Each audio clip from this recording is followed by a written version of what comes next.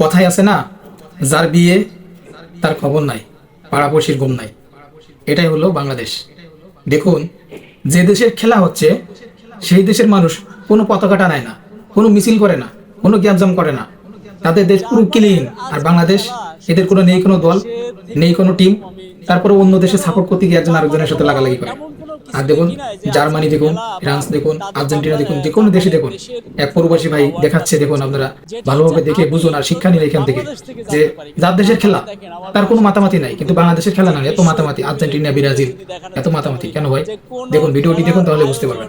কোনো মানুষের মধ্যে আনন্দ উল্লাস। আমি অনেক ঘুরছি, মানে জার্মানের বন সিটিতে বেশ অনেক ঘুরছি। কোনো খেলা নিয়ে বা তাদের কোনো কিছু যায় আসে না, খেলা যাদের খেলা তারা খেলবে। প্রত্যেকটি মানুষ হচ্ছে তাদের নিজের কর্ম এবং নিজেকে নিয়ে চিন্তা করে।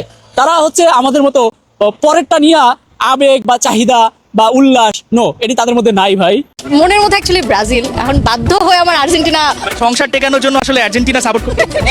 বিশ্বকাপের আবেগ শুধু বাংলাদেশের মুসলিম যুবকদের জন্য। দেখেন তো সিঙ্গাপুরে কোনো বিল্ডিং, কোনো রাস্তার মধ্যে একটা ব্রাজিল, একটা আর্জেন্টিনার পতাকা লাগানো আছে কিনা? অথচ সিঙ্গাপুরের মাথাপিছু আয় কত জানেন? নামমাত্র জিডিপি 90,000 মার্কিন ডলারেরও বেশি। অপরদিকে একটা ঋণগ্রস্ত ও মুসলিম দেশ হচ্ছে বাংলাদেশ।